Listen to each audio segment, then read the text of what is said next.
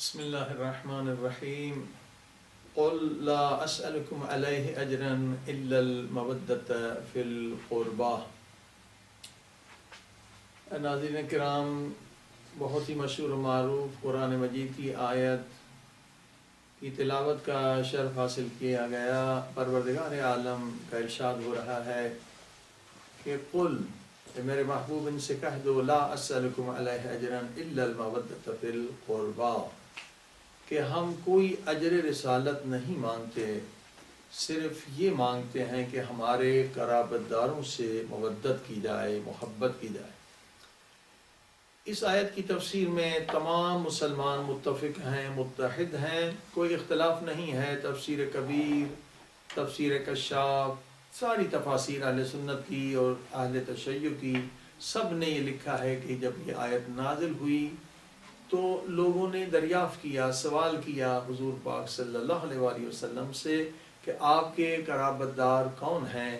تو حضور پاک صلی اللہ علیہ وسلم نے فرمایا، میرے قرابت داروں میں حضرت علی علیہ السلام کی اشارہ کیا، ان کا نام لیا۔ حضرت علی ہیں، حضرت فاطمہ زہرا سلام اللہ علیہ، امام حسن اور امام حسین علیہ السلام۔ تو پنجتن پاک کی شان میں یہ آیہ کریمہ نازل ہوئی ہے، اس میں کوئی اختلاف نہیں ہے۔ الحمدللہ سب متفق ہیں، سب متحد ہیں۔ اب ان کی جو محبت ہے پروردگار نے ہم پر لازم کی ہے، اس محبت سے جو فائدہ ملنا ہے وہ خود ہم نے ہی حاصل کرنا ہے، کیونکہ پاک لوگوں کی محبت کے بعد انسان کے اندر پاکی آتی ہے، طہارت آتی ہے۔ اصل میں اسلام کا فلسفہ یہ ہے کہ جو مسلمان اسلام کے دائرے میں آ جائیں ان کی دنیا بھی بہتر ہو، آخرت بھی بہتر ہو۔ اسی لیے یہ دعا بہت مشہور ہے، قرآنی دعا، ربنا آتنا فی الدنیا حسنہ وفی الآخرہ حسنہ، اے میرے اللہ میری دنیا بھی بہتر ہو جائے، میری آخرت بھی بہتر ہو جائے۔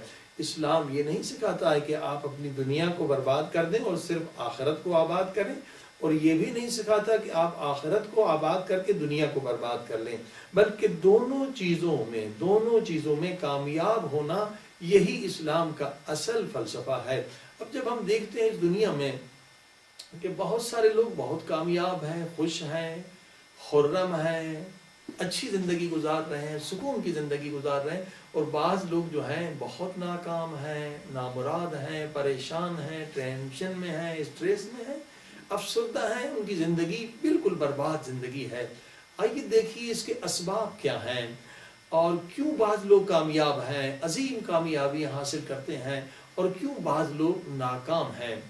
جب آج صرف ہم نے نہیں بلکہ دیگر دنیا نے جب اس پہ ریسرچ کی ہے، دنیا کی بڑی بڑی دانشگاہوں میں، یونیورسٹیوں میں ریسرچ ہوئی ہے، یورپ میں، امریکہ میں، کیونکہ ایک آج کل کا ایک بہت بڑا مسئلہ ہے کہ لوگ ڈپریشن میں زیادہ جا رہے ہیں، ٹینشن میں زیادہ جا رہے ہیں، یہ جو مادی ترقی زیادہ ہو گئی ہے اور انسان خود جو ہے ایک مشین بن گیا ہے، صبح شام کام کر رہا ہے، ادھر بھاگ رہا ہے ادھر بھاگ رہا ہے، جس کی وجہ سے یہ پرابلم ہوئے ہیں دنیا میں کہ لوگوں کے اندر سکون ختم ہو رہا ہے، افسردہ ہو رہے ہیں، ٹینشن ہو رہا ہے، اور جناب اسٹریس ہو رہا ہے، اور جس کے نتیجے میں بہت خطرناک بیماریاں وجود میں آ رہی ہیں اور بہت سارے لوگ خودکشی کر رہے ہیں۔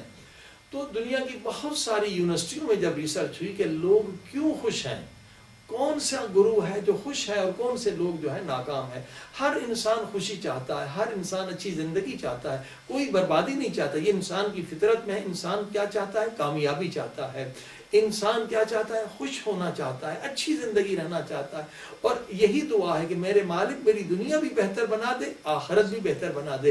لیکن جب علم نہیں ہوتا، انسان کے پاس یہ نالج نہیں ہوتی، معرفت نہیں ہوتی، تو انسان خطرناک بیماریوں میں مبتلا ہو جاتا ہے، اس کی زندگی برباد ہو جاتی ہے۔ آئیے ذرا جو دنیا نے ریسرچ کی ہے پہلے اس پہ نظر ڈالیں، اور پھر انشاءاللہ قرآن کریم کی طرف چلتے ہیں کہ دنیا کی کئی یونیورسٹیوں میں اور کئی ہزار لوگوں نے اس پر پی ایچ ڈی کی ہے کہ سکسیسفل لائف جو ہے اس کا سبب کیا ہے، اس کا ریزن کیا ہے کہ بعض لوگ بہت کامیاب ہیں، بہت خوش ہیں، بہت اچھی زندگی گزار رہے ہیں، اور بہت سارے لوگ انہی کے ساتھ ایک ہی گھر میں رہنے والے لوگ ہیں، ناکام ہیں، نامراد ہیں، ان کی زندگی برباد ہے، اور بہت ساروں نے خودکشی کر لی۔ اس کی وجہ کیا ہے؟ تو ماڈرن سائیکالوجی نے جو اس میں انسانیت کی بڑی خدمت کی ہے، اور مشترکہ کام ہوا ہے، ہزاروں لوگوں نے پی ایچ ڈی کی ہے، کئی ٹائم 1000 گھنٹے لگائے ہیں، اس میں جو نتیجہ ملا ہے وہ بہت ہی پیارا نتیجہ ہے، بہت اچھا نتیجہ ہے اور مفید نتیجہ ہے کہ انسانوں کو اس سے استفادہ کرنا چاہیے، فائدہ لینا چاہیے۔ انہوں نے کہا ہے کہ اصل میں یہ ہے کہ 2 گروہ ہم نے جب ریسرچ کی، دنیا میں 2 طرح کے گروپس ہیں، ایک وہ جو کامیاب ہیں ان کے بارے میں ہم نے ریسرچ کی، اور ایک وہ جو ناکام ہیں ان کے بارے میں ریسرچ کی ہے۔ تو ہم نے یہ دیکھا ہے کہ جو لوگ کامیاب ہیں، تو کامیابی کا ایک بہت بڑا ریزن یہ ہے کہ کامیاب اور خوشحال ترین لوگ جو ہیں ان کے اندر ایک چیز پائی جاتی ہے۔ وہ کیا چیز ہے؟ یہ ایک اصطلاح ہے سائیکالوجی کا، کہ ان کا لوکس آف کنٹرول جو ہے وہ داخلی ہے، ان کے اندر جو ہے لوکس آف کنٹرول ہے، اور جن کے اندر لوکس آف کنٹرول داخلی ہے خود ان کے اندر ہے، وہ بہت خوش ہیں، بہت خرم ہیں، ہمیشہ اچھی زندگی گزار رہے ہیں۔ مگر جب دیکھا گیا جو لوگ ناکام ہیں، نامراد ہیں، ہمیشہ افسردہ ہیں، ٹینشن میں ہیں، اسٹریس میں، ڈپریشن میں، یہ وہ لوگ ہیں جن کا لوکس آف کنٹرول خارج میں ہے، باہر میں ہے، باہر سے یہ کنٹرول کیے جا رہے ہیں۔ تو اصل میں یہ بیچارے لوگ جو ہے غلاموں کی طرح زندگی گزار رہے ہیں، آزاد نہیں ہے، ذہنی طرح پہ آزاد نہیں، حالانکہ سمجھ رہے ہیں کہ ہم آزاد ہیں، لیکن اصل لوکس آف کنٹرول جو ہے ان کا خارج میں ہے، باہر سے وہ کنٹرول ہو رہے ہیں، لہٰذا یہ لوگ ناکام و نامراد ہیں۔ اب یہ لوکس آف کنٹرول باہر سے کیا مراد ہے کہ لوکس آف کنٹرول کچھ لوگوں کا باہر ہے اور کچھ کا اندر ہے، یعنی کچھ خود کنٹرول اپنے اندر رکھتے ہیں، کچھ کے ہاں اندر کنٹرول نہیں ہے بلکہ ان کی زندگی کا کنٹرول کہیں اور سے ہو رہا ہے۔ جب کنٹرول زندگی کا کہیں اور سے ہو رہا ہے تو یہ بیچارے آزاد نہیں ہیں، ان بیچاروں کو پتہ نہیں ہے، لہذا پوری زندگی 60 70 80 سال جو گزارتے ہیں وہ بربادی میں گزارتے ہیں، ٹینشن میں گزارتے ہیں، انہیں خوشیاں حاصل نہیں ہوتی، نہ ان کی دنیا بہتر ہے نہ ان کی آخرت۔ اب دیکھیے یہی وہ نقطہ ہے جس کی طرف اسلام نے ہزاروں سال پہلے ہمیں متوجہ کرایا تھا۔ کیا فرمایا؟ حضور پاک صلی اللہ علیہ وسلم کی حدیث ہے، مولا علی کا بھی فرمان ہے کہ من عرف نفسہ فقد عرف ربہ، کہ جس نے اپنے نفس کی معرفت حاصل کی وہی شخص صحیح طور پر اپنے رب کی معرفت حاصل کر سکے گا۔ آج دنیا تحقیق کر کے اسی نقطے پر پہنچی ہے۔ یہ معرفت النفس ایک بہت وسیع فیلڈ ہے۔ معرفت النفس کا ایک حصہ جو ہے یہ وہی اسلامک سائیکالوجی ہے، جسے اسلام نے بہت اچھے خوبصورت انداز سے بیان کیا ہے کہ انسان خود کو پہچان کے تیرے اندر کیا کچھ موجود ہے۔ کہیں ایسا تو نہیں کہ تو غلاموں کی طرح زندگی بسر کر رہا ہے۔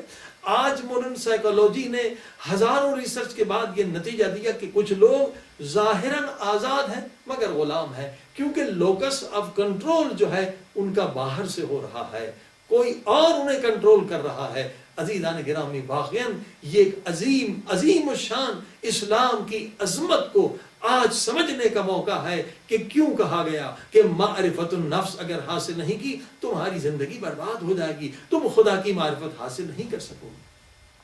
کہ 60 70 سال لوگوں کی زندگی غلامی میں گزر جاتی، بیچاروں کو پتہ ہی نہیں ہے۔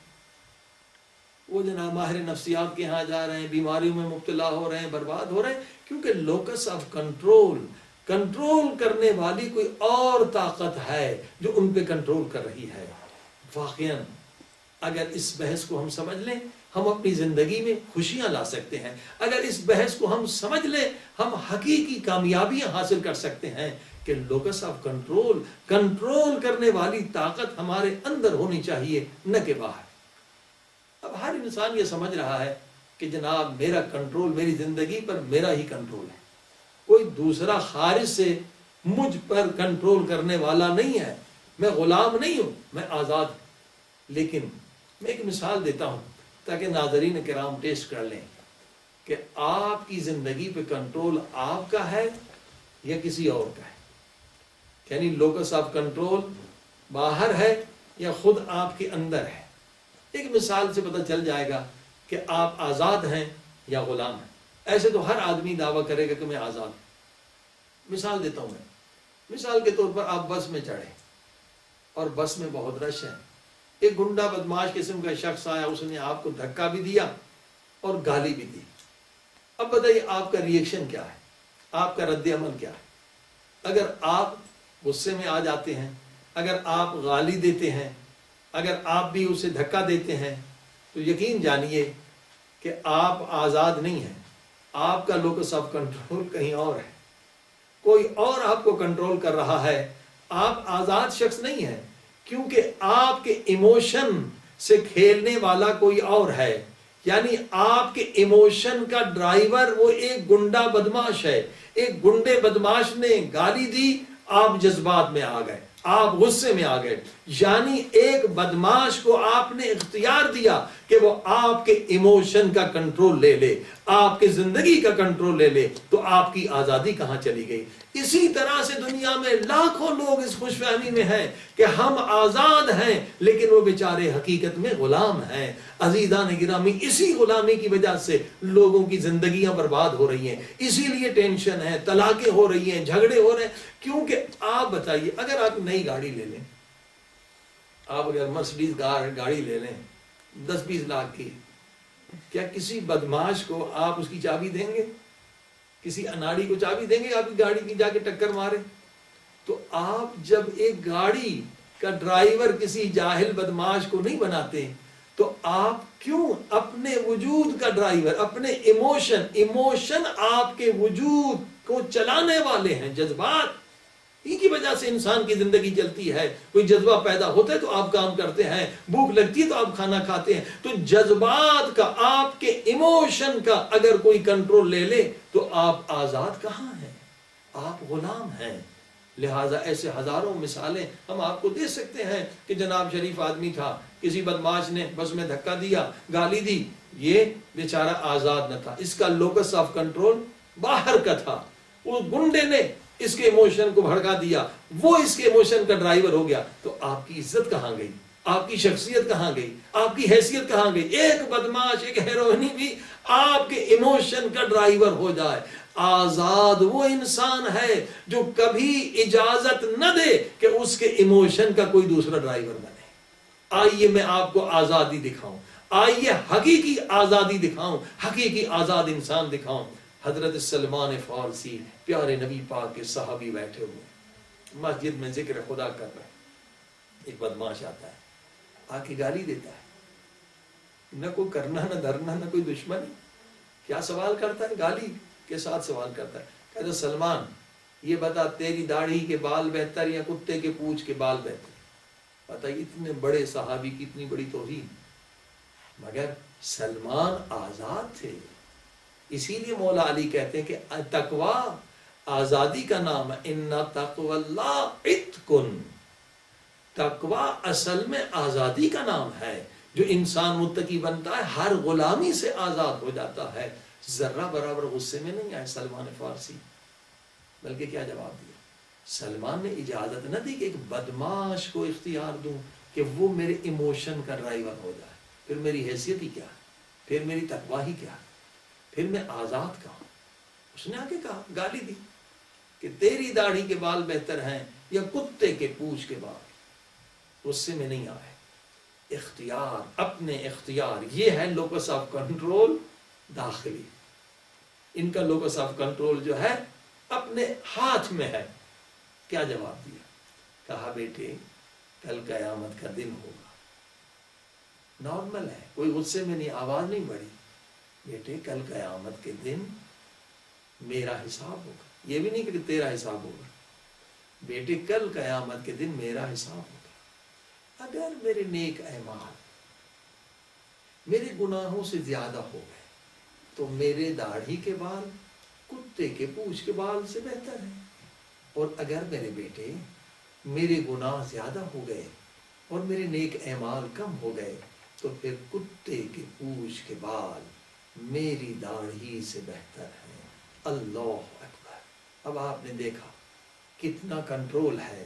جب کنٹرول ہے تو تبھی تبلیغ ہے، تبھی نصیحت ہے۔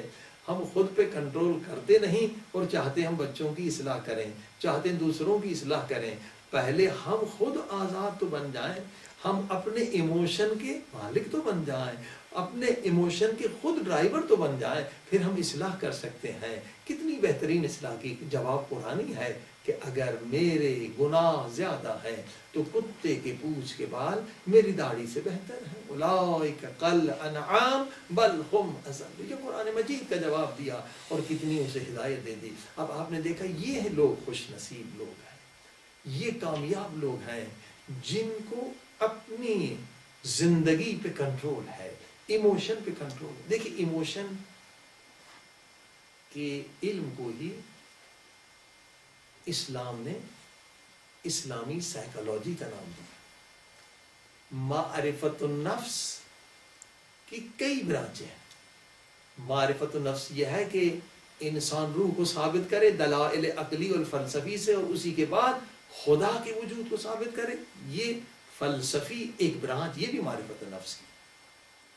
اور ایک معرفت النفس یہ ہے کہ انسان اپنے ایموشن یعنی جذبات کو سمجھے اور سمجھ کر انہیں صحیح استعمال کرے۔ اگر ایموشن کا علم ہم نے حاصل نہیں کیا، یعنی اسلامی سائیکولوجی یعنی ایموشنز کا علم بہت ضروری ہے۔ دیکھیے بہت سارے ایموشن ہیں، جیسے غصہ ایک ایموشن ہے۔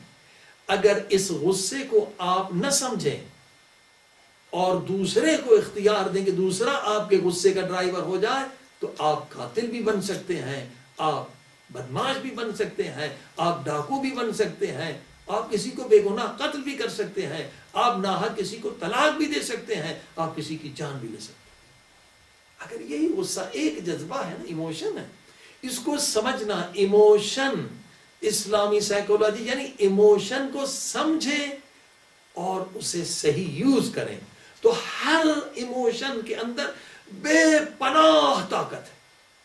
خود یہی غصہ، اس کے اندر کتنی طاقت ہے۔ اس انرجی کو آپ پھر اپنی اصلاح کے لیے، دوسروں کی اصلاح کے لیے استعمال کر سکتے ہیں۔ لیکن اگر آپ اپنے جذبات کو نہ سمجھیں اور جذبات آپ کے اوپر حاکم ہو جائیں تو آپ کی یہ زندگی بھی برباد ہو جائے گی، آخرت کی زندگی برباد ہو جائے گی۔ مثال کے طور پر آپ دیکھیے یہ ایموشن غصہ ہے نا، آپ اس کو نہ سمجھ پائے، کیا ہوا؟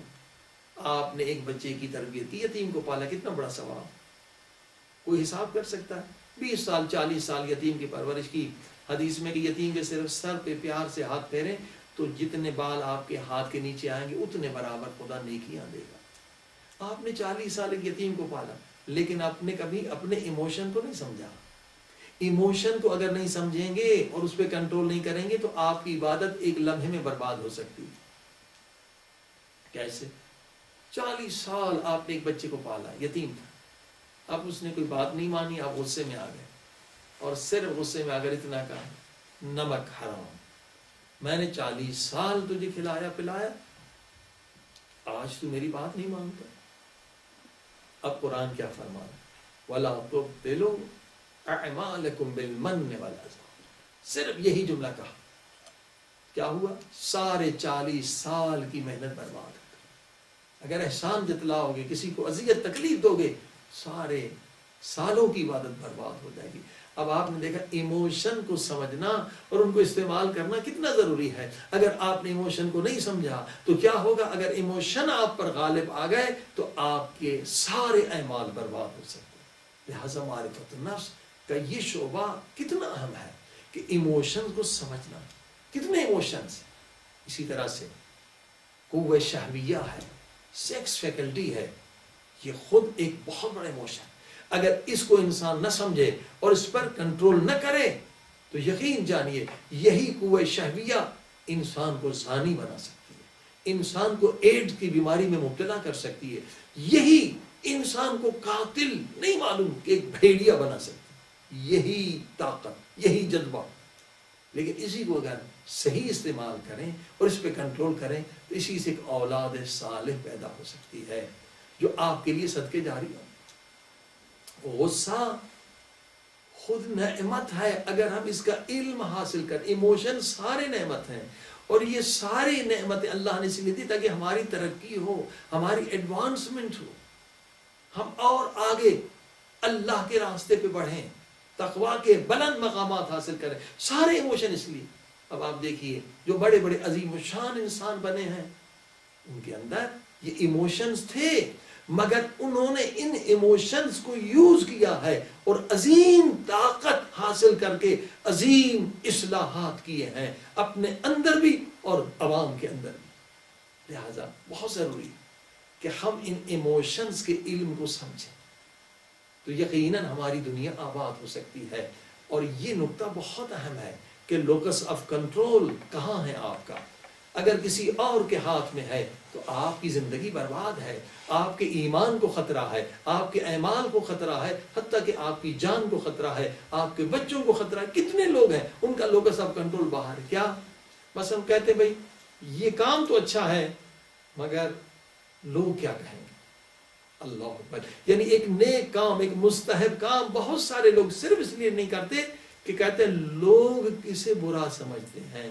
عقل ان کی کہ سمجھ رہی کہ یہ صحیح کام ہے مگر چھوڑ دیتے ہیں یہ لوگوں کی نظر میں برا. اللہ اکبر. دیکھیے کتنے مستحبات چھٹ جائیں گے اگر انسان کا لوکس آف کنٹرول باہر ہو. اور اسی وجہ سے کتنی بربادیاں ہیں اگر آپ نے لوگوں کو معیار سمجھا کہ لوگ کس کام سے خوش ہوتے ہیں وہ میں کروں، لوگ کس چیز کو پسند کرتے ہیں، کس چیز کو عزت دیتے ہیں وہی کام میں کروں گا جو لوگ واہ واہ واہ واہ کریں. آج اسی وجہ سے دیکھیے کتنے بڑے بڑے لوگ ہیں، بڑے بڑے خطیب ہیں مگر وہ امر بالمعروف نہیں کرتے، اصلاح کی بات نہیں کرتے، مولا علی کا فرمان نہیں سناتے، مولا حسین کا فرمان نہیں سناتے. اس وجہ سے کہ لوگ اس پہ واہ واہ نہیں کرتے.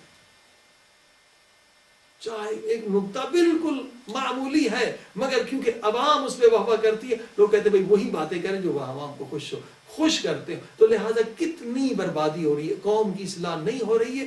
یہی کہ لوکس آف کنٹرول باہر ہے. اگر عوام آپ پہ کنٹرول کر رہے ہیں تب بھی آزاد نہیں ہے، اگر پیسہ آپ کو کنٹرول کر رہا ہے تب بھی آزاد نہیں ہے. اللہ نے آپ کو آزاد خلق کیا ہے اور آزادی آپ کا بنیادی حق ہے جو اللہ نے دیا ہے، قرآن نے دیا ہے، پیغمبر نے دیا ہے، اہل بیت نے دیا ہے اور مولا علی نے دیا. مولا علی یہی فرماتے ہیں آزاد ہو جاؤ. آزادی یعنی تقویٰ. خود لوکس آف کنٹرول تمہارے ہاتھ میں. اگر ایک انسان باہر ایک خوبصورت عورت دیکھتا ہے، بے حیا عورت، بے پردہ عورت دیکھتا ہے اور وہ اسے اللہ کے راستے سے ہٹا دیتی ہے اور وہ شہوت پرست ہو کے اسے دیکھتا ہے تو یہ انسان بیچارہ آزاد کہاں ہے؟ ایک عورت نے اس کو غلام بنا دیا. اگر ایک انسان کو آفر ملتی ہے گندی فلم دیکھنے کی، ایک گندی شیطانی فلم دیکھنے چلا جاتا ہے تو اس پہ کنٹرول کرنے والا کون ہے؟ وہ فلم اس پہ کنٹرول کر رہی ہے، وہ آزاد نہیں. اللہ اکبر. آزادی اصل چیز ہے. عزیزان گرامی آزاد کون لوگ ہیں؟ اگر پیسہ آپ پہ کنٹرول کر رہا ہے تب بھی آپ آزاد نہیں ہیں، اگر لوگوں کی وجہ سے آپ اعمال کر رہے ہیں تب بھی آپ آزاد نہیں ہیں. اور اسی مسئلے کو جو آج کی ریسرچ ہے، آج دنیا کی ساری یونیورسٹیوں نے نتیجہ نکالا کہ اصل خوش وہی لوگ ہیں، کامیاب ترین وہی لوگ ہیں جن کے پاس خود اپنے پاس کنٹرول ہے، جو اپنے ایموشن کو سمجھتے بھی ہیں، استعمال کرنا بھی جانتے ہیں، کنٹرول کرنا بھی جانتے ہیں. جن کا کنٹرول دوسروں کے ہاتھ میں ہے وہ بیچارے آزاد نہیں ہے. اسی چیز کو حضور پاک صلی اللہ علیہ وسلم نے 1500 سال 400 سال پہلے بتایا. کیا فرمایا؟ الریاء ہوا شرک. فرمایا ریاکاری پورے کا پورا شرک ہے. اگر تم ریاکار ہو، لوگوں کی وجہ سے عمل کر رہے ہو تو کوئی عبادت نہیں ہے، تم مشرک ہو. شرک سب سے بڑا گناہ ہے، کبیرہ ہے. عزیزان گرامی شرک اس لیے نجس ہے کہ آپ کی آزادی کو ختم کر دیتا. مولا حسین علیہ السلام نے ہمیں آزادی کا درس دیا ہے، اہل بیت نے ہمیں آزادی کا درس دیا ہے. دعائے عرفہ میں فرمایا اے میرے اللہ اگر مجھے معلوم ہو جائے کہ تو اس کام سے راضی ہے اور پوری دنیا اس سے ناراض ہے، میں پوری دنیا کو ناراض کر کے تجھے راضی کروں. یہ ہے آزادی. کیوں لوگ دوسروں کی فکر میں ہوتے ہیں کہ لوگ کیا کہیں گے. اسی لیے حدیث شریف ہے کہ دنیا میں 3 طرح کے گروہ ہیں. سائیکالوجی، ماڈرن سائیکالوجی کہتی ہے دنیا میں 2 گروہ لوگ ہیں. ایک کا لوکس آف کنٹرول باہر ہے، ایک کا لوکس آف کنٹرول اندر ہے. جو باہر سے کنٹرول ہو رہے ہیں یہ غلام ہیں، یہ پست ہیں، ہمیشہ ٹینشن میں، اسٹریس میں، ان کی کوئی زندگی نہیں. یہ ہمیشہ بیچارے غریب، یعنی بالکل ایک زندگی ان کی ذلت کے ساتھ ہے، آزاد نہیں ہے، خوش نہیں ہے. لیکن جن کے پاس ایموشن پہ خود کنٹرول ہے، جو خود اپنے فیصلے کرتے ہیں، باہر سے متاثر نہیں ہے، نہ باہر پیسے سے متاثر ہے، نہ کسی شخص سے متاثر ہے، نہ کوئی شہوت انہیں گمراہ کر سکتی ہے، نہ شہرت انہیں گمراہ کر سکتی. یہ لوگ آزاد ہیں، یہ لوگ حقیقی آزادی عزیزان گرامی. لیکن اسلامی سائیکالوجی کہتی نہیں. انسانوں کو 3 حصوں میں تقسیم کیا.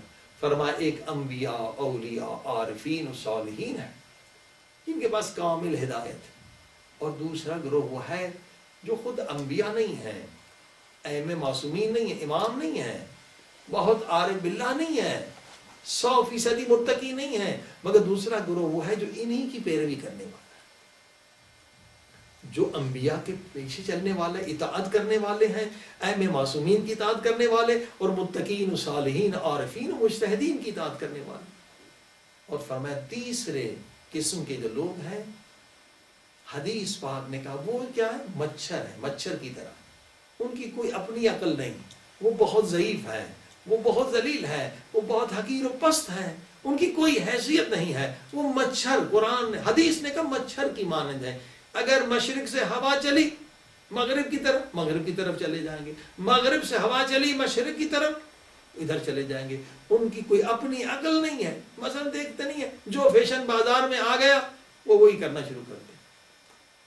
اور یہ فیشن بنانے والے بھی خوب بیوقوف بناتے ہیں کہ ہر 6 مہینے 1 سال 8 مہینے کے بعد پھر وہی چیز لے آتے اور پھر لوگوں کو لوٹتے ہیں.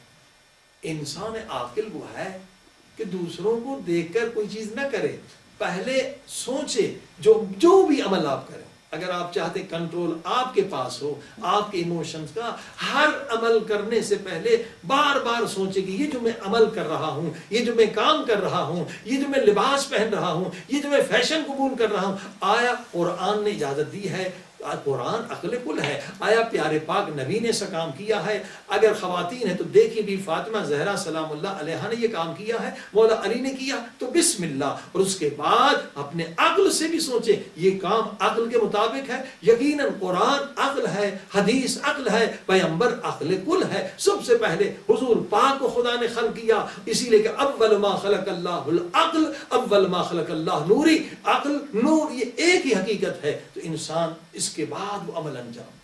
لیکن ہوتا یہ ہے کہ جن کا لوگ جو مچھر کی طرح ہے، جو فیشن آ جاتا ہے ٹی وی سے، ڈرامے سے، انڈیا سے، یورپ سے، بغیر سوچے سمجھے اس کو نادان انجام دیتے.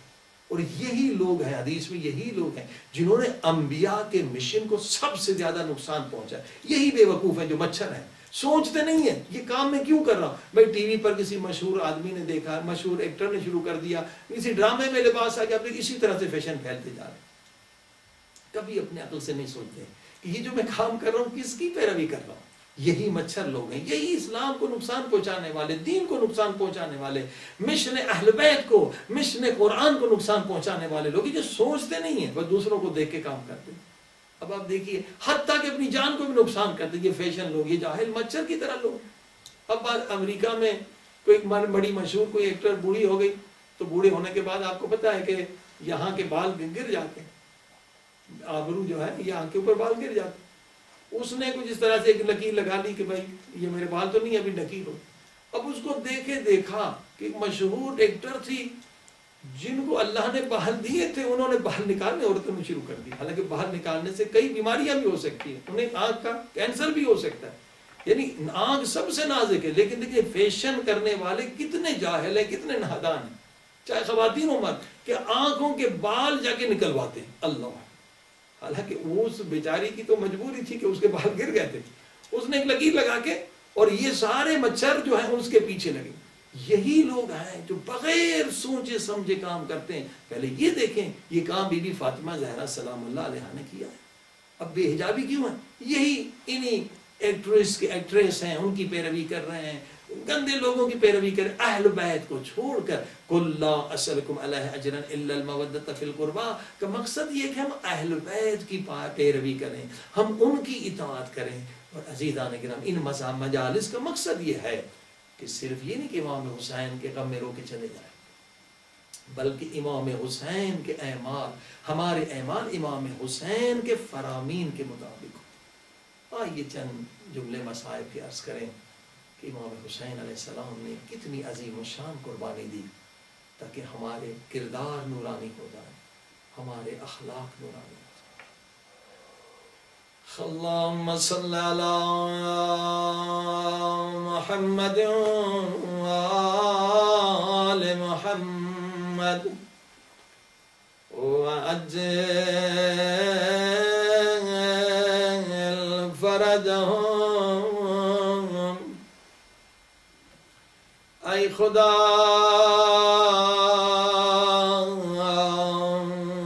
جتنے عاشقان حسین ہیں سب کے اعمال کو نورانی بنا دے میرے اللہ، او میرے اللہ،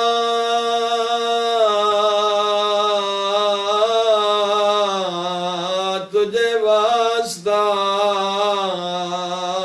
اس لحظے کا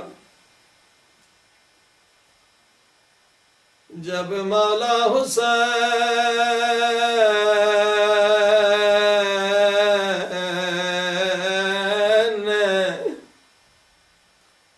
اور جب مولا حسین گھوڑے سے اتر گئے، دو کٹے ہوئے بازو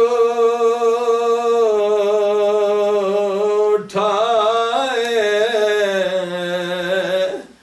اور بازوؤں کو چوم کے فرمایا عباس، ہائے عباس